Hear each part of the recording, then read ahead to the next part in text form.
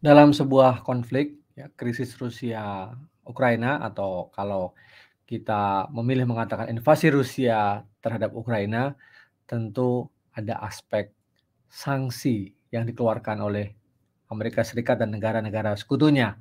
Nah, seberapa efektifkah sanksi Barat terhadap Rusia? Mari kita bahas bersama.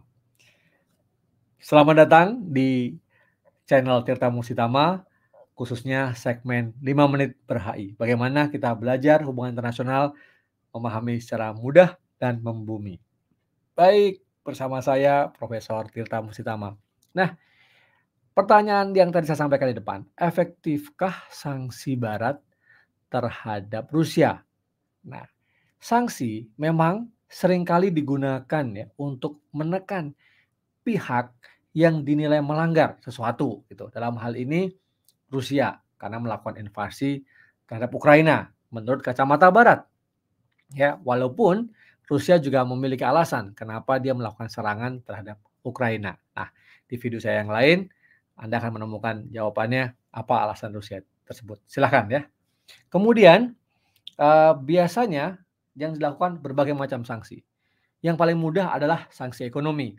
Barat sudah menjatuhkan sanksi ekonomi kepada Rusia, penutupan beberapa uh, akses-akses termasuk pembekuan aset misalnya, wacana bahkan pembukuan uh, transfer finansial internasional ya dengan sistem SWIFT itu.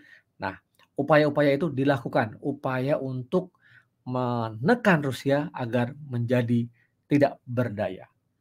Nah, bagaimana kira-kira ya Rusia menanggapi itu?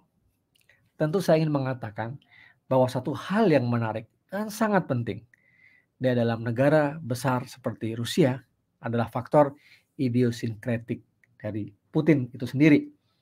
Faktor idiosinkratik secara sederhana adalah faktor yang melingkupi dalam jiwa atau diri seorang pemimpin atau seseorang. Dalam hal ini misalnya terkait dengan nilai-nilai, pengalaman, ya, pendidikan dan lain sebagainya. Jadi faktor individunya. Nah, Putin ini memiliki faktor idiosinkratik yang luar biasa.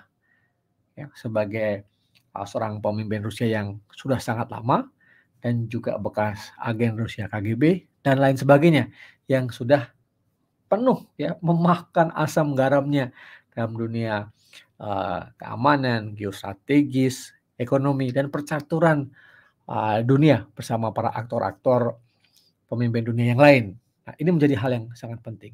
Sehingga faktor ini ya saya menduga ya bahwa serangan yang dilakukan Rusia atau tindakan Rusia ke Ukraina sudah dikalkulasikan secara matang oleh Putin, termasuk ya tersediaan cadangan-cadangan yang ada di domestik. Kalkulasi akal sehat di sini ya seringkali terkalahkan dengan aspek-aspek pertimbangan psikis dalam idiosinkratik. Determinasi, ya, kekuatan untuk meyakinkan publik, meyakinkan rakyatnya, meyakinkan jajarannya dan mengatakan bahwa katakanlah ya bahwa Rusia adalah bangsa yang besar dan seterusnya ya. Nah, ini menjadi sangat penting bahwa seringkali kalkulasi-kalkulasi akal sehat itu menjadi faktor kesekian. Tetapi aspek-aspek non teknis, non akal sehat itu menjadi hal yang mengemuka. Nah, kita tidak pernah tahu atau paling tidak ketika video ini dibuat kita belum tahu seberapa faktor idiosinkratik itu akan menentukan, tapi dugaan saya akan sangat menentukan. Nah, lalu siapakah yang lebih dirugikan dengan sanksi tersebut? Kita tahu Putin dengan pemikirannya sudah mengkalkulasi bahwa pasokan-pasokan gas, minyak ke Eropa itu bisa saja dihentikan juga ketika sanksi-sanksi ekonomi makin menjerat atau mencekik leher Rusia. Kita tahu berdasarkan data statistik, data-data yang ada tersedia secara publik, hampir 50% Eropa dan beberapa negara di Eropa, Uni Eropa itu tergantung dengan pasokan gas Rusia. Rusia memainkan kartu truf ini. Dan Anda bisa bayangkan kalau krisis ini berlanjut, sanksi dari pihak Barat juga ditekan kepada Rusia. Rusia juga membalas sanksi yang lain dengan upaya penghentian pasokan gas misalnya. Eropa akan juga menderita. Nah, jadi ini satu permainan catur yang sangat menarik, ya.